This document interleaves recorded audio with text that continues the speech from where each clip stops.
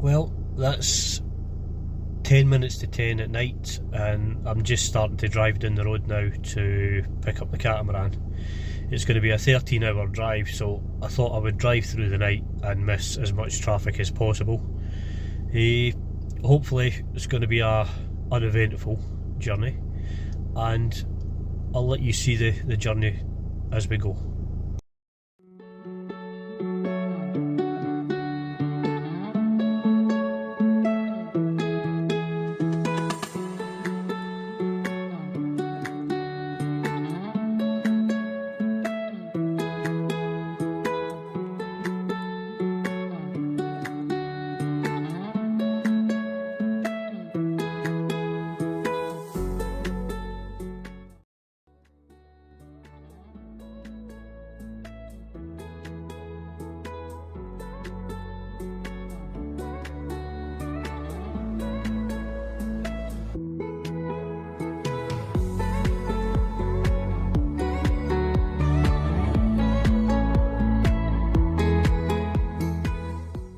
Well, that was a long old drive, but finally here, and wow, what a day for it. It's absolutely stunning. It's absolutely gorgeous. So I'm just going to pop into the office and get things sorted, and then I'll come back out and have a look around. Well, I'm here, and I've just had a quick look around about the boat there, but I'll tell you what I'm more impressed with is the weather. It's almost like I'm in the Med already. As for the boat, I think, you know that way when an estate agent describes a house for you, and then you see it for the first time yourself and it's not quite the same? Aye, I think the broker worked a bit of broker magic and made it look slightly better than it is. Don't get me wrong, it's not the end of the world. It's all fixable, it's just needing a bit of work, and thankfully the Boatyard that I'm in, the team here are absolutely brilliant. So aye, I'll take you a wee walk round about and I'll let you see the Boatyard and where I'm situated and things like that. One of the things I didn't see on the video was that the door's hanging off its hinges.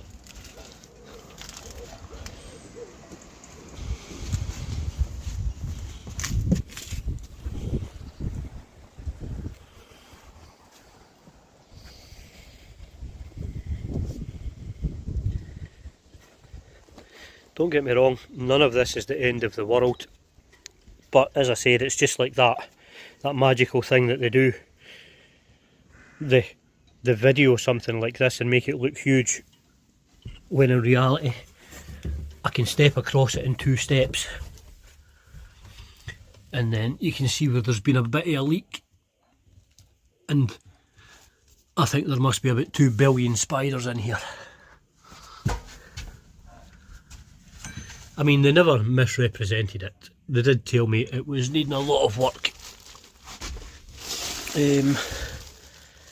But aye, when they done the video, it looked a lot better then than it did now.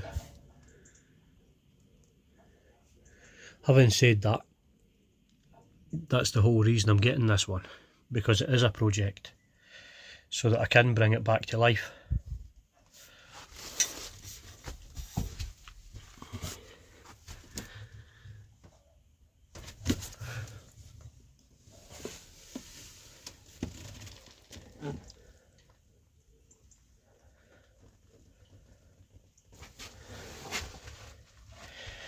It's needing some TLC, definitely, and it's needing a good hoover and a good scrub,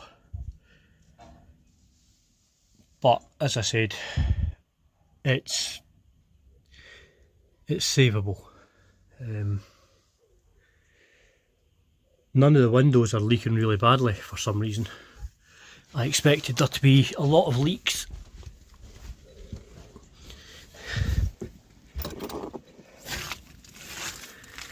This, for instance, this used to be the controls for the old outboard. That is now going to get a... I'm going to take all those dials out and I'm going to fiberglass it. I think initially I'll put a bit of board on it just to get me up the road, and I might put the outboard controls on there.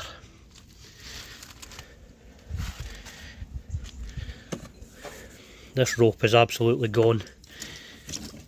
The only thing it's good for is the bin, I think. Thankfully I brought some rope with me.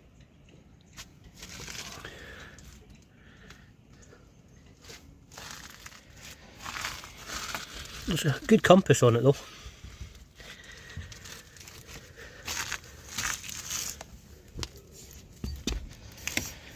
Now I did go over all the deck, and strangely enough I don't see any spongy parts. It's all good and solid, which is a real bonus. I mean, it's like everything else, it's needing a good clean.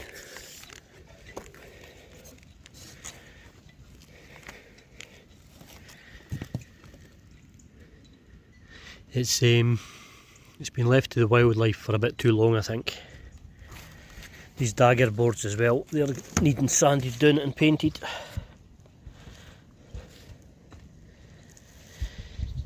The rub strips round about it, there are some of them that definitely need replaced. And this anchor locker, I actually had to dig it out.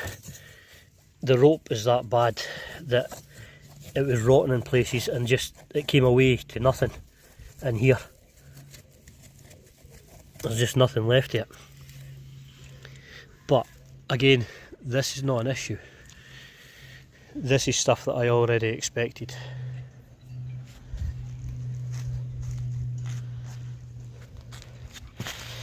This here, this is something that I had heard, you know, you can get a lot of problems with. And although there's lichen growing on it, underneath it it's absolutely solid and there's no leaks on it. Again, all the ropes, they're all needing replaced. But aye,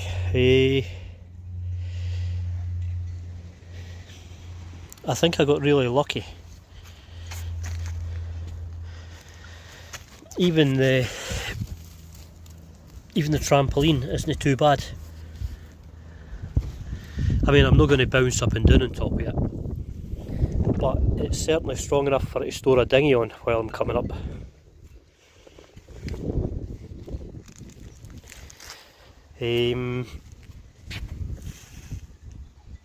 The previous owner has actually given me quite a lot of stuff with the boat, which is really good.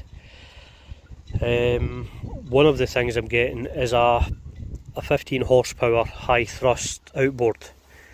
Now it's quite old, so I'm no trusting that, but the Boatyard put me in contact with a gentleman who's going to sell me a really good 20 horsepower outboard.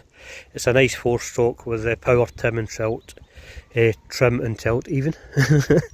I've been up way too long.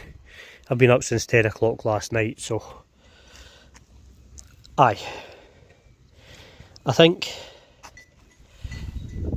being quite lucky. I mean, this is all good and solid, and I was doing it underneath all that, and it's all bone dry.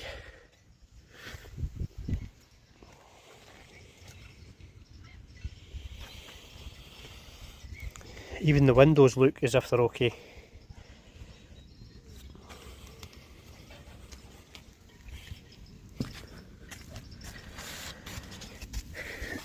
This one, Sally thought there was a leak in it, but I don't see it.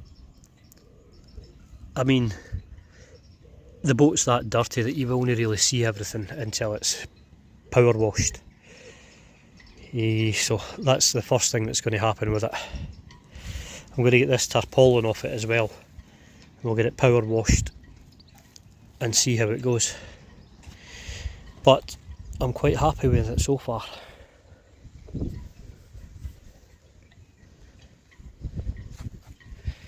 Look at this place.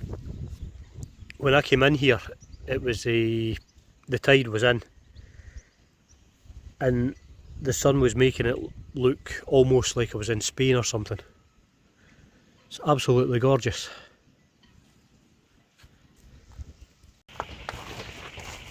Obviously again the rope's gone,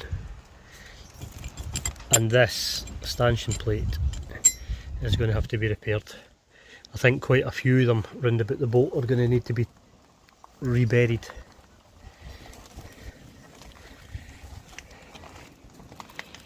I mean, we've got an entire ecosystem growing round the rub rail.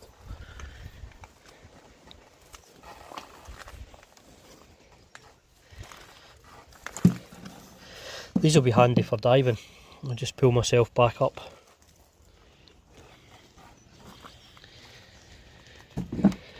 Now the rudder boxes, as I said the last time, they actually look quite solid. These tops are going to have to be redone, and I think I'll probably fiberglass that just to make it good and strong. There you go, it's even better when I point the camera at it. Aye, so I'm going to remake these because the other one is completely gone.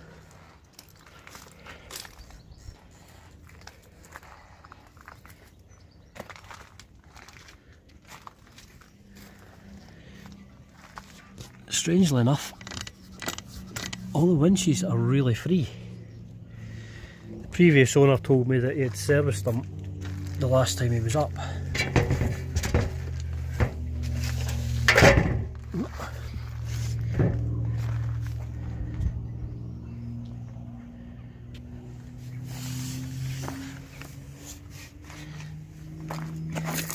You see things like this.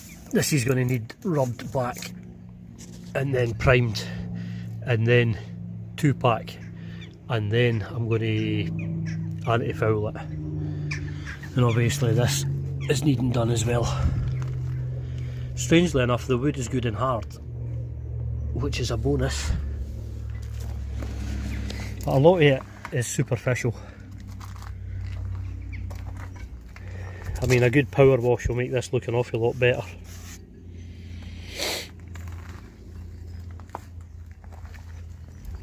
It will certainly give us a starting point anyway.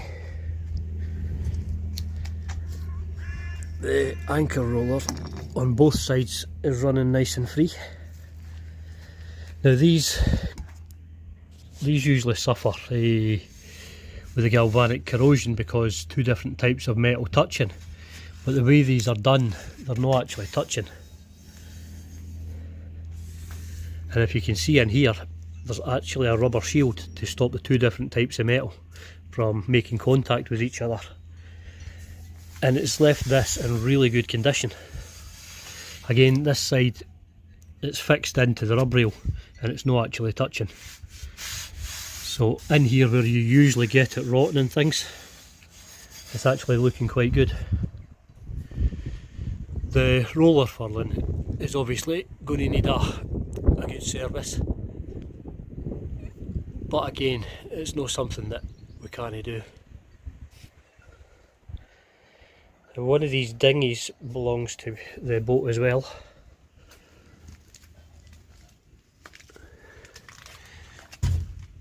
I've actually got an entire forest. This is the bottom of the anchor locker.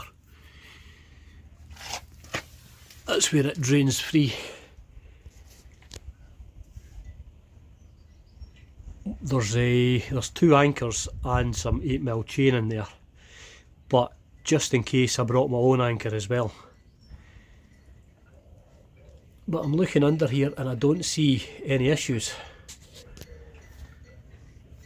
Again, it's needing sanded and it's needing primed and painted after a good clean.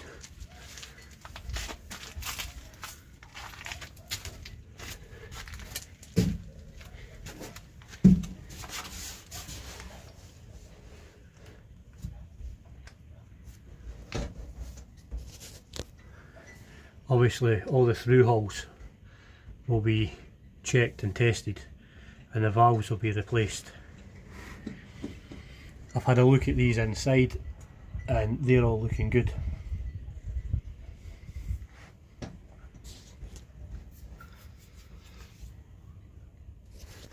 This wee dinghy, it's not looking so good. I don't think I'll be taking this one with us.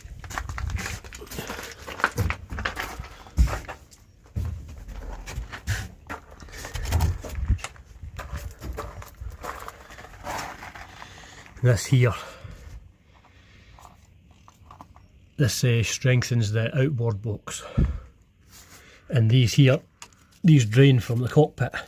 So obviously before I go filling the cockpit with water, I'm going to have to make sure they're all free and don't have debris blocking them up. But you notice that they're all facing back the way so that you don't get waves coming in.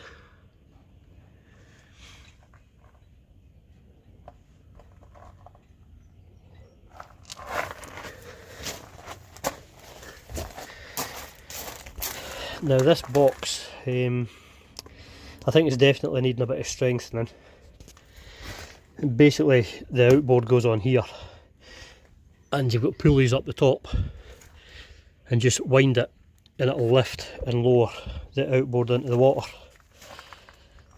It's quite a good idea. As I said, it's going to need strengthened, especially since I'm going overkill a wee bit with the outboard. Everybody that spoke to me, you know, they've said that some people go with a 10 horsepower, some people go with a 15. I'm going with a 20, and that 15 with the high thrust as a backup. I've also brought my wee 6 horsepower just in case. The top of this rudder is definitely needing fixed again. There we go. So aye, new wood on this, and I think, as I said, fiberglass to make it good and strong. The rigging is in remarkably good condition. I've not been up the mast yet, but everything that's down lower I've checked, and there's no frays, there's no nothing like that.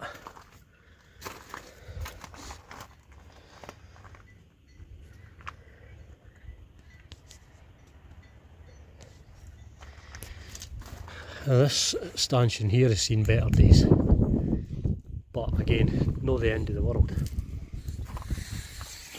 This is all needing rubbed down,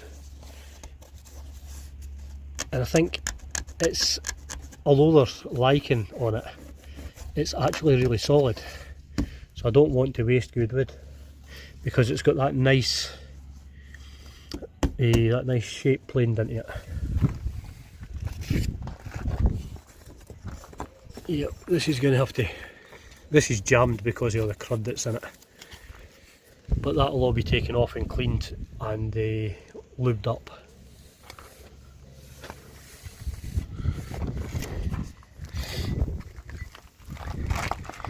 I had a look at these. I couldn't understand why they'd lain so long and they were in such good condition, but they've actually been sheathed with the fiberglass and epoxy. So they'll just be needing some 2-pack on them, obviously a sand and primed, but they're absolutely solid.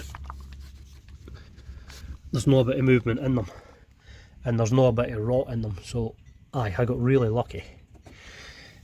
Because from what I can understand, one of the biggest problems you get with these boats lying for a while is these start to rot, and so do the rudders. But previous owner had the forethought to sheathe them in epoxy and fiberglass.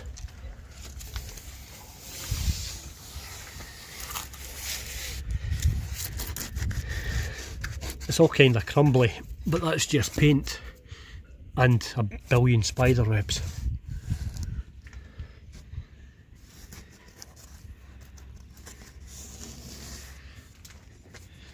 This is all good and solid. Even that scarf joint there, although it's got green on it for the water running down the seam, it's actually, I can't even get my fingernail in there.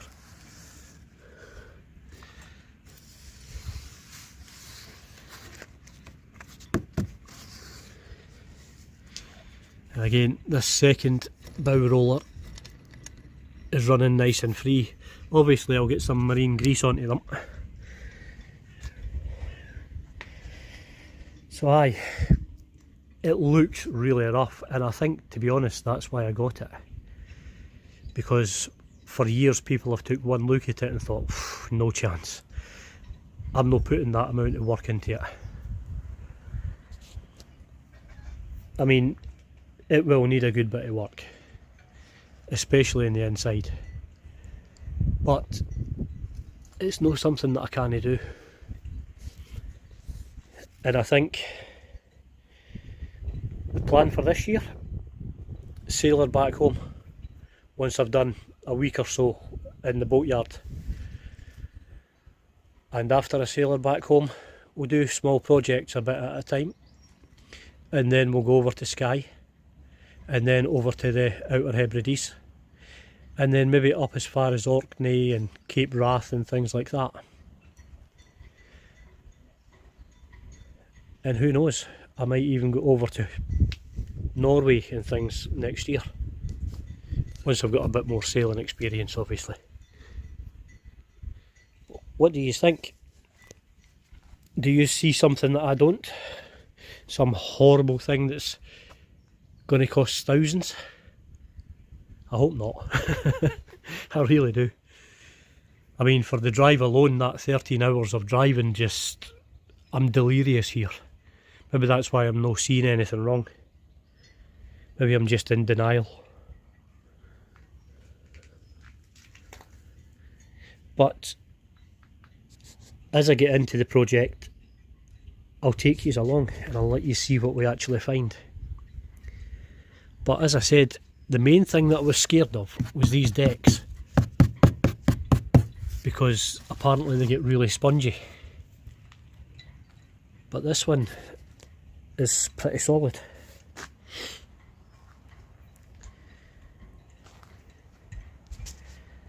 I went over there earlier on and had a look at that big cat there. It's absolutely gorgeous. A wee bit out my price range, I think. I mean, even if I sold a kidney, I'd still be short another kidney.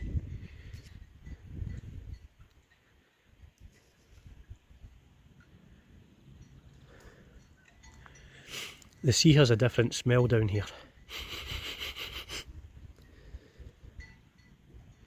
Really excited to actually sail up. There's a few parts that I'm quite worried about. That get really bad tidal flows, you know, through the needles and things like that. So I'm going to have to time them perfectly. And that's part of the reason that I went overkill with the outboard, just in case I need that extra bit of power to push through. I mean, it'd be an awful shame for her to sink the boat after driving 13 hours to get her. After her waiting here 20 years for me to rescue her.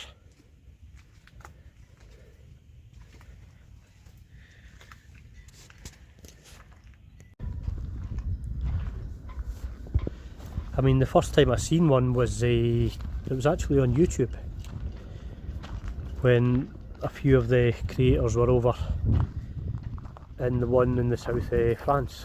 It was at Port Napoleon, and I couldn't believe how many boats were in it. And don't get me wrong, this one isn't quite as large as that, but there's more boats in here than I've ever seen in one place at a time, and some of them are absolutely gorgeous. I mean, there's an old wooden one in there that's getting restored. We'll have a look at another day. And then there's this trimaran. It reminds me of the Warrams. Obviously it's got metal rather than wood, but it's got that kind of that feel about it.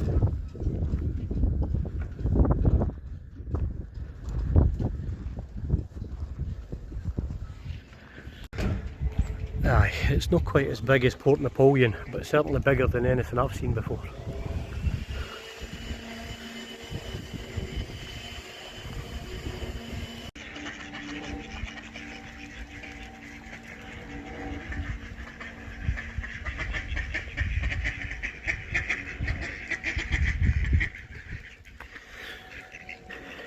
This big one caught my eye as well. I don't know anything about it, and I can see that it's needing a lot of work, but it's absolutely massive.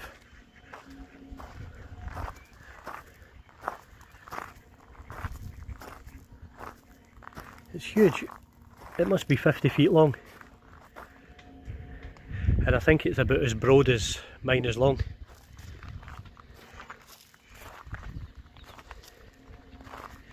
But I'm absolutely amazed by this place.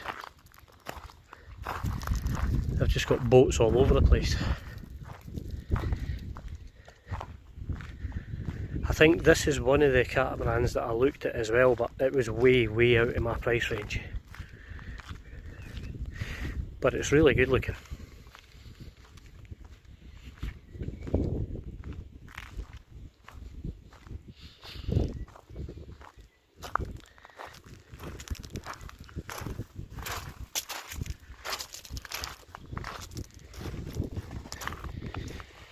Ah, somebody's been shucking scallops. I wonder if they're in the mud in this area.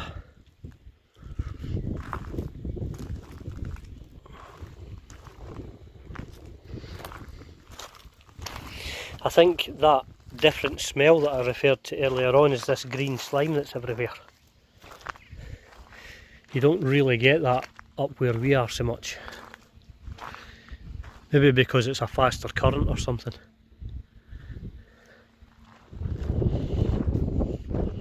I think this is where we're going to be launching in a week or so. Well, if I can get off the phone long enough to start getting things done to the boat.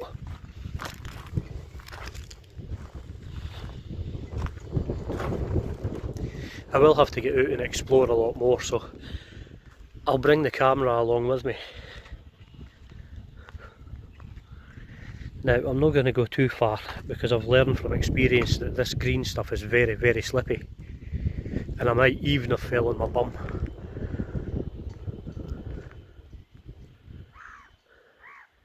It's like being in Spain or something, this blue sky.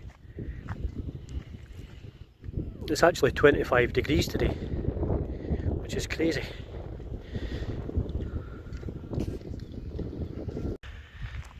This is something I'm going to have to investigate for the Iroquois. I wonder if you can get these made to fit them. Either that, I could make a hard top Dodger that I could put the solar panels on, and then just put sides on it like this, just to keep me out of the weather a bit. This is actually the 4th Iroquois that I've seen in here. Wow.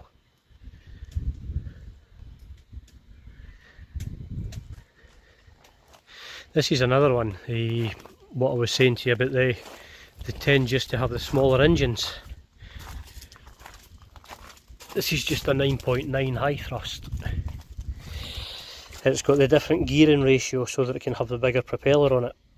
It's no fast, but it does have a lot of thrust, as the name indicates. And apparently, when it's not too rough, this wee 9.9 high thrust will actually take this catamaran up to 5 knots. So I might be going overkill with the 20. But I want that extra bit of power just in case I judge things wrong. Because, well, let's face it, I want a bit more power to get me out of trouble when my inexperience shows. When I misjudge something. Because there's quite a few points on the way up. You know, the point between the Isle of Man and Ireland and things, when the tide starts racing there. And the mainland in Ireland even. You know, it can get up to, I think, about 6 or 7 knots in places. So, if I've only got a tiny outboard on and my sail trim is terrible, then I'm going to be sitting treading water, or even worse, going backwards. So I've opted for the 20, and I'm not planning on using it to get me out of trouble. I'm planning on trying to sail as much as possible, but it's good just to have it there, just in case. And then, as I said, the 15 horsepower high thrust that comes with the boat is a backup for that backup. And then if all else fails, I can jump in the inflatable dinghy, put the 6 horsepower on it and come home in that. I don't even joke about that. I think, as I said earlier, I'm just delirious with lack of sleep. Anyway, if you enjoyed this video and you want to see more of the adventure and more of the restoration, then please like, share and subscribe. And thank you very much for watching this video.